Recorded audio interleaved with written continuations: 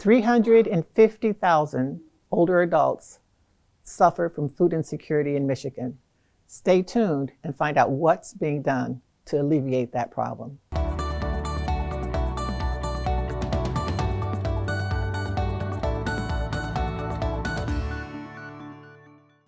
Hunger. We talk about hunger in Michigan. What does that mean? Food insecurity, what does that mean?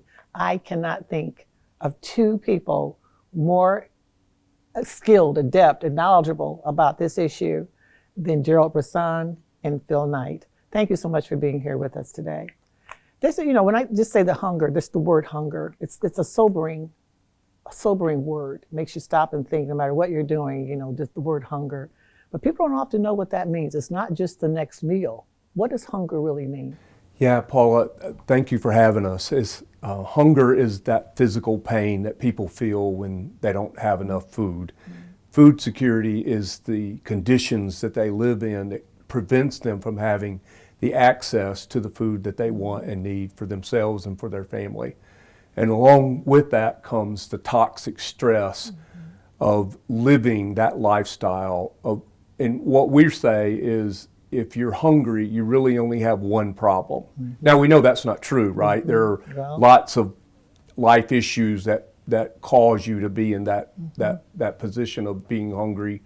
But when we say you only have one problem, it's because your mind is held captive by that toxic stress of what am I going to eat and what am I going to give my kids? And when?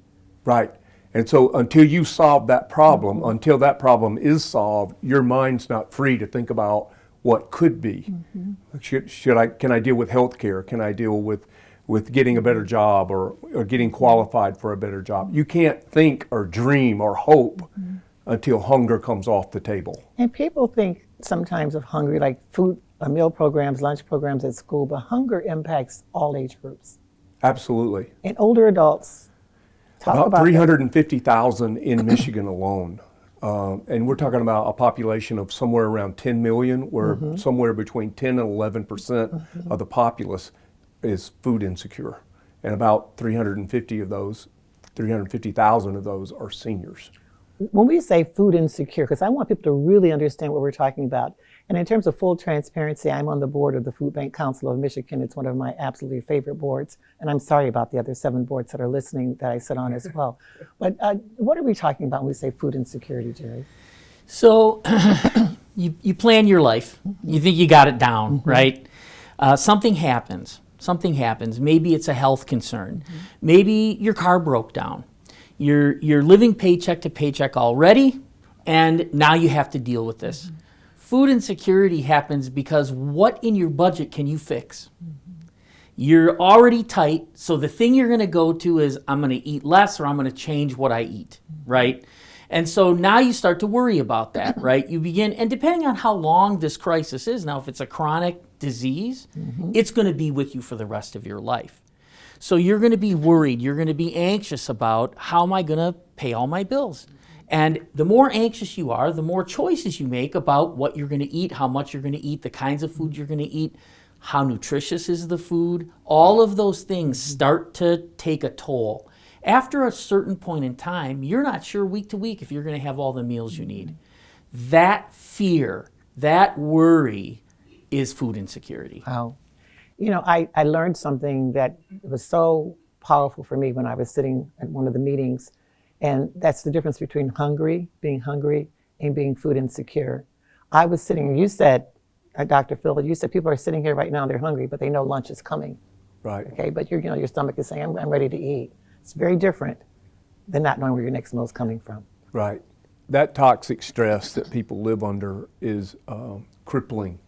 It robs us from the best. And even for kids, up until recently here in Michigan, we had a 3rd grade reading law by 3rd grade, which is what we all want. Right. Law or no law, right? But the idea is if they're not well fed, they'll never be well read. So we have to make that investment in them now, because this is about workforce. This is about retention, about growing the population, and that investment starts young, not late. And what would you say to elected officials, and you've heard this, I've heard this, that would say to you, that's not my problem. That's the parent's problem. They have that child. It's up to them to feed that child and to take care of that child. It's not the state's problem.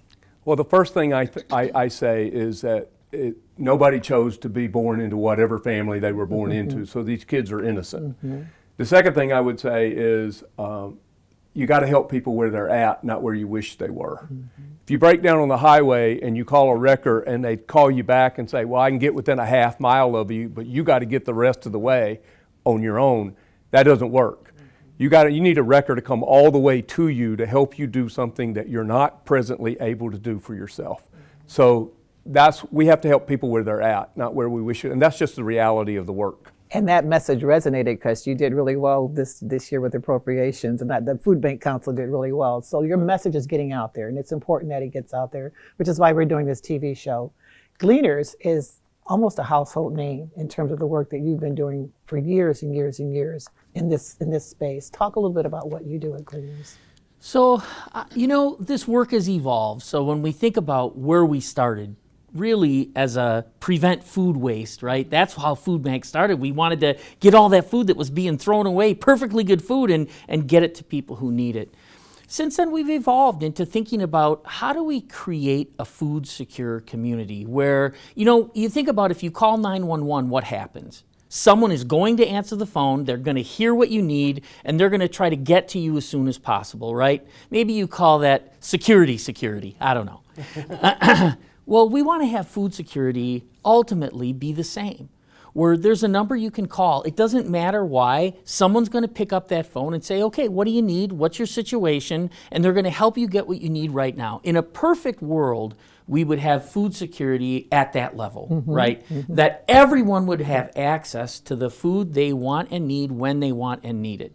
But it's going to take time to do it, and so what Gleaners is about is we're a logistics company. We distribute last year 51 million pounds of food to over 400 partners at all kinds of settings throughout Southeast Michigan. And so we have to maintain that, right? That we will always be doing that work. But in the meantime, we work with the Food Bank Council to look at other policy issues in the state that can help us drive greater success, whether that's more food available, like with the Michigan Agriculture Surplus System, or whether it's an 1115 waiver that's going to allow people who need food with their treatment and medications to get that food at the same time that they get their medications, right? That's just examples of the kinds of things that we have to do if we're going to have a food secure community. And the good news is there's a lot we can do. Right. That doesn't mean it's not work. Right. But there's a lot we can do, and that's the great joy of working on this board. As same as you, I'm on the board too, right? Right. And working with Dr. Phil and his team to look at what are the best opportunities for us to create a perfectly food secure community, or at least take the next step. So there's a lot more we can say about what Gleaners does, but fundamentally, we're about serving the community in this way. And one of the things that I've heard you both talk about is the dignity, wanting to maintain the dignity of someone needing food. And everyone at some point in their life knows someone who's been hungry, who's needed something. There used to be the old boxes that you just come in and you get a box or you pull up, and it's changing. And your vision, Dr. Phil, is just remarkable in terms of how you'd like to see that distribution of food and that access to food change. Talk a little bit about that. And then I want you all to talk about how people can get involved, because there's a difference, and I know that's more the Food Bank Council level, but people sometimes just want to drop off cans, but that dollar goes up. Well, anyway, you can tell I'm knowledgeable, right? Yeah, no, I want you to know I know this. You do. Well, it's an honor to have you on our board of directors for sure. And so I would say too that we really want to give people a lift, not add to their load.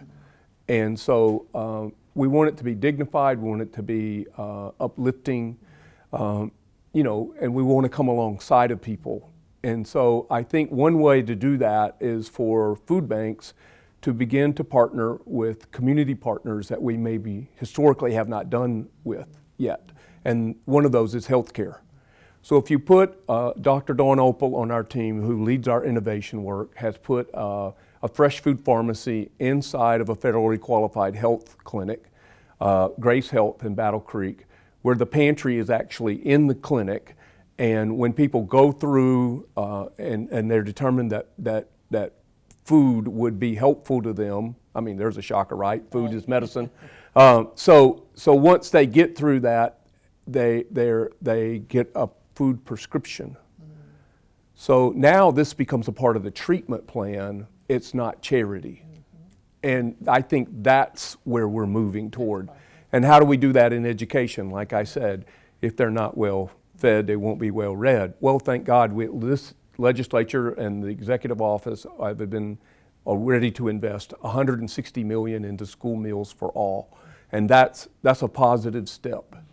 Now we just got to get the kids to eat that food. So, these are all positive steps in how we not only lift people up, and I don't see this as the work as charity, I see it as investment. Absolutely. Absolutely. You either pay now, you're going to pay later. Right. Yeah, and if you pay now, you get a greater return on your investment. And workforce development, retention of people living in the state, and in healthcare cost, all of these are impacted by the food that we eat, and that's what makes food banks, I think, well suited to be the state of Michigan's primary partner. Yeah, when you say food is medicine, you talk often about people taking prescription drugs. Right. And one of the things that's on the label is take with food. About 70% of prescriptions that are written in Michigan say take with food or should take with food. And so food is something that can help us become, help the medicine that the doctor is prescribing to work better and for us. And we know here at ARP, we know that a lot of grandmothers are taking care of their grandchildren, and they get food, they'll give it to their grandchild because they are their neighbor, because they think they need it worse than that individual needs it. And those are conversations that we should not even have to have in Michigan or anywhere in the country, quite frankly. Jerry, how can people make a difference? I mean, there are people who are listening to this, and some are well off, some might be hungry right now. So talk to both of them in terms of how they can really help in this effort to make Michigan food secure. So the first step is to learn where you can find stuff, right? Because there's things happening all the time. So FBCMish, Food Bank Council of Michigan, FBCMish.org. That's a great place to get familiar with. You can give money there. You can find your local food bank. You can find a local food pantry. There's lots of things you can do there to plug in locally, but to also do something more statewide, right? It's a great place to go as, start there. But we need volunteers, right? There are lots of food drives going on, and that certainly helps. And then, there's ways to give money, and it takes all of those things. Now, occasionally, we're working on legislation that we want you to call your state representative or your state senator and say, hey, we really like this. We think this would be a good thing for our community. When those things happen, it is really important for people to step up and do those things.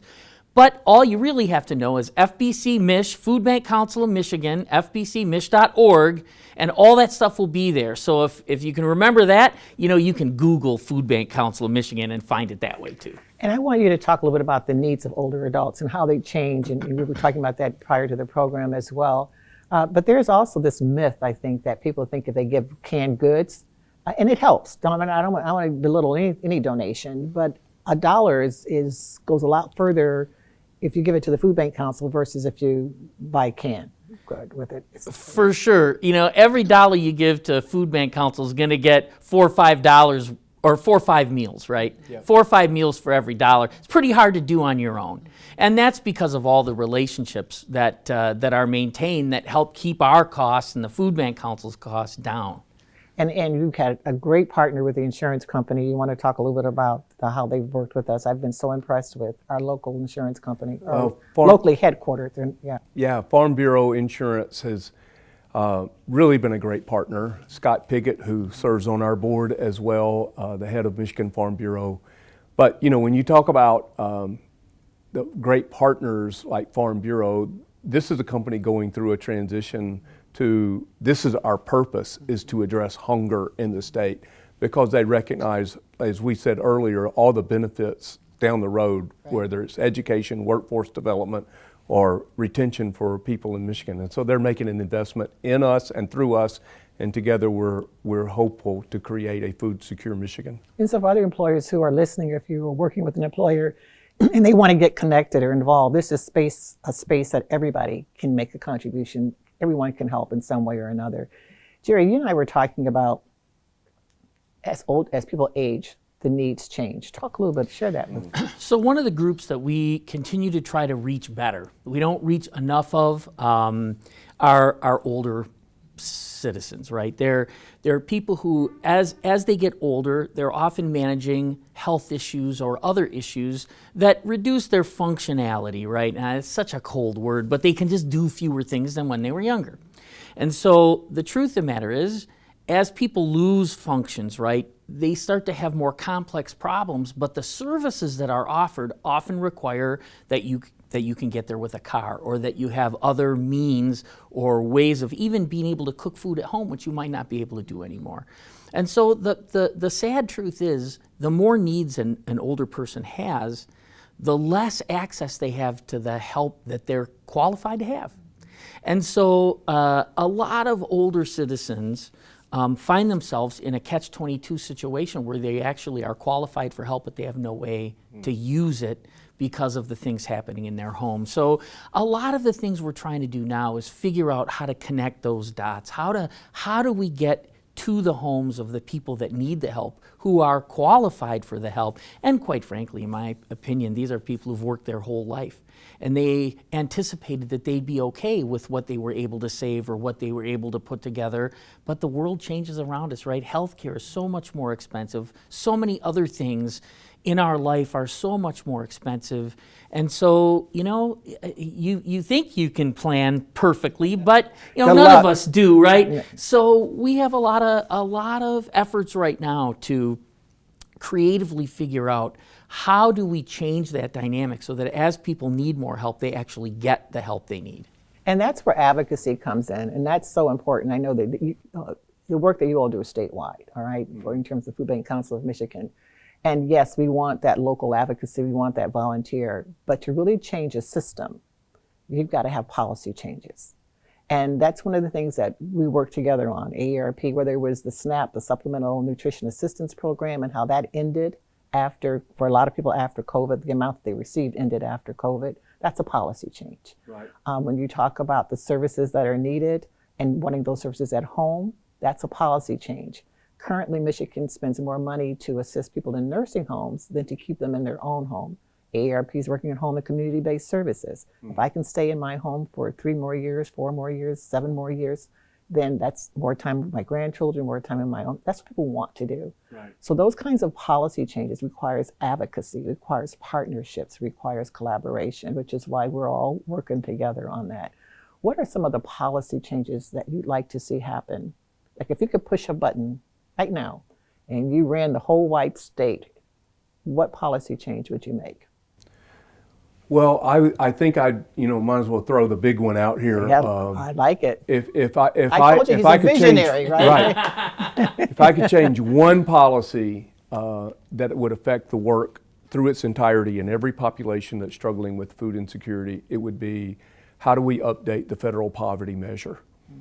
Because the federal poverty measure has not been updated in some 50 plus years, and that's the bottom line of who gets what benefits. Right. That's how it's determined. And so if I could change one thing, it would be that. The problem with that is that if you change it, it would take a lot of political courage, because it would more than likely double the number of people in poverty. If we put the federal poverty measure where it was at, and that's going to take a lot of political courage to do that. But if I could change one thing, that would be it would change access to benefits immediately. That's interesting, and that's something that we've got an election year coming up in 2024. Jerry, you're sitting down talking with whomever, member of Congress. What are you going to tell them needs to happen? I think that we need to really take a hard look at the federal programs, many of which were designed in the 50s and 60s, particularly around food, and ask ourselves the question, are they working as well today as they were designed to work then? And I'll just give one example. When the school lunch program was designed, the idea was that schools would provide a hot lunch just like your mom would at home, right? And so that, and why not? You could actually get labor at the right price for that. You could get food at the right price for that. So they built schools with a lot of cafeterias with the idea that you'd do it just like mom. Well, it's too expensive to do it like mom. The fact is, how much you get reimbursed for those meals isn't nearly enough to pay for the food and the labor to make quality meals. So you have a lot of plate waste and a lot of other issues with the food at school. Well, you got to take a step back and say you can't just tweak around the edges. Fundamentally, the system that was built to do that work doesn't work anymore. So you can throw more money at it, but that who's going to be willing to spend more in their taxes, right? So, but maybe there's other ways. Like maybe if we gave parents groceries, they could make meals for their kids to take to school. Maybe parents and kids would like that better. And if you did it, it would change the cost per meal ultimately from $5 to $1. So as we look at how programs were built and ask ourselves, do they still work?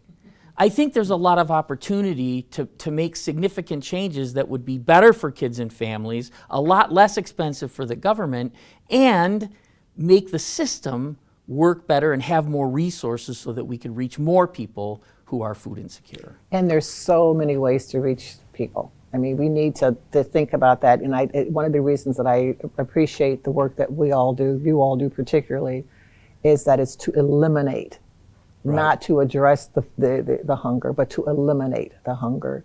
And we can all work together to eliminate hunger in Michigan and to make Michigan food secure.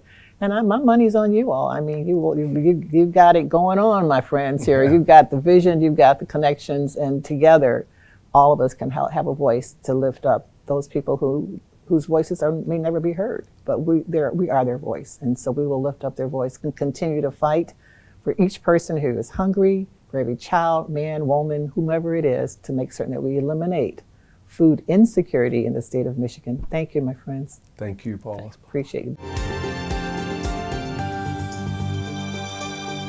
So you want to ride the CATA bus? Well, let's talk to Lolo and see what the options are. Hi, thank you again for being with us.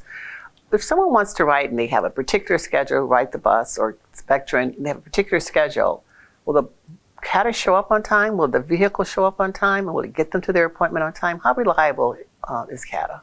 We are actually very reliable, whether you're talking about our fixed route system or our paratransit services. We're not perfect, of course, and there are external factors that could impact our ability to remain on time. So we always ask passengers to think ahead, and if it's really critical, an appointment or getting to class on time, maybe take the scheduled service before, ahead of time, so that they arrive on time and they don't miss out on opportunities. Just like anyone else, a car or anyone else driving, I'm sure CATA runs into traffic issues and construction issues and road issues and everything else, right? Absolutely. Trains, going by, and the train guards coming down and waiting in traffic. But 80 to 90% on-time reliability is pretty daggone good. Absolutely. Yeah, good. So if people want to schedule that service, then they would have to call how far in advance?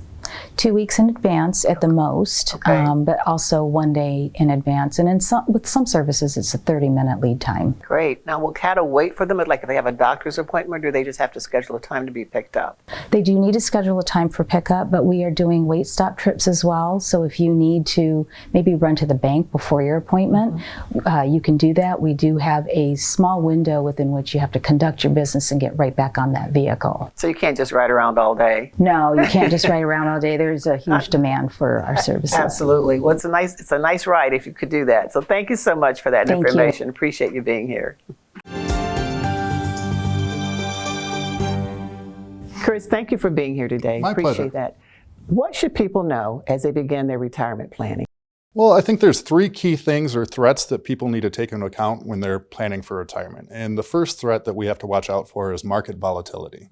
We don't want someone's 401k to become a 201k right as we're going into retirement, because we're going to have to draw on those assets. And the second key is to understand tax planning. I think taxes right now are one of the biggest risks and biggest opportunities based on our current tax laws. And then the third key is planning for long-term care.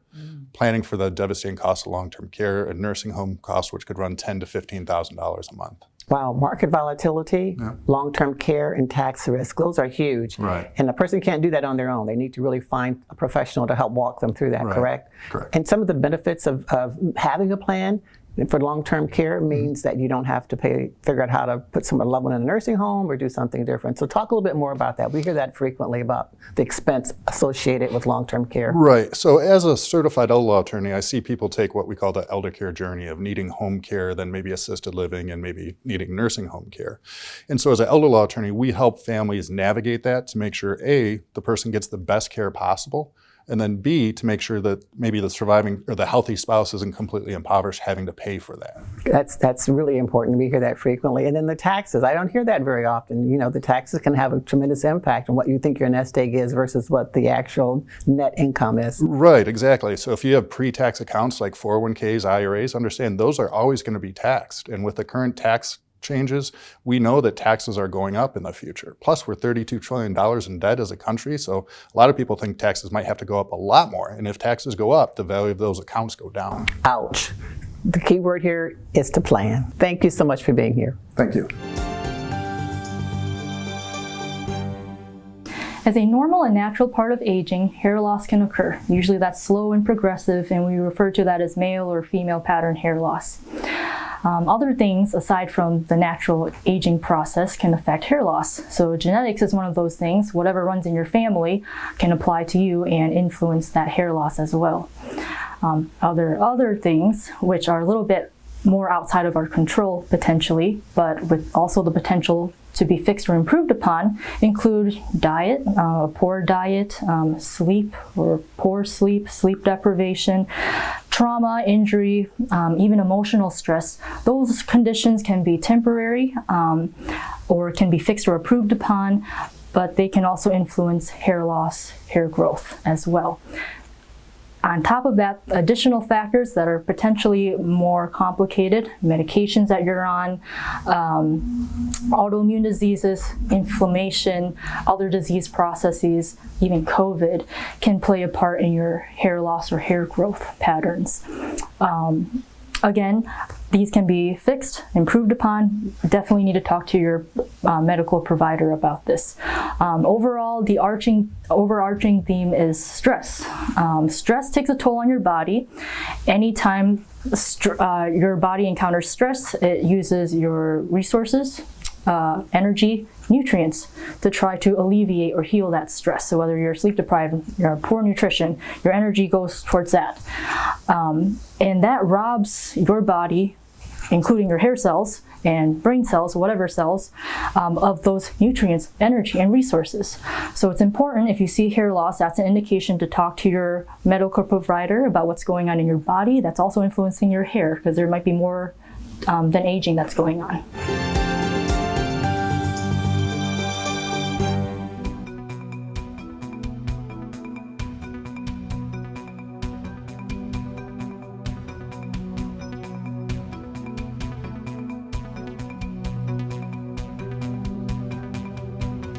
Thank you for watching AARP Real Possibilities. Lots of good information today. Share it with someone. Hopefully it's news that you can use.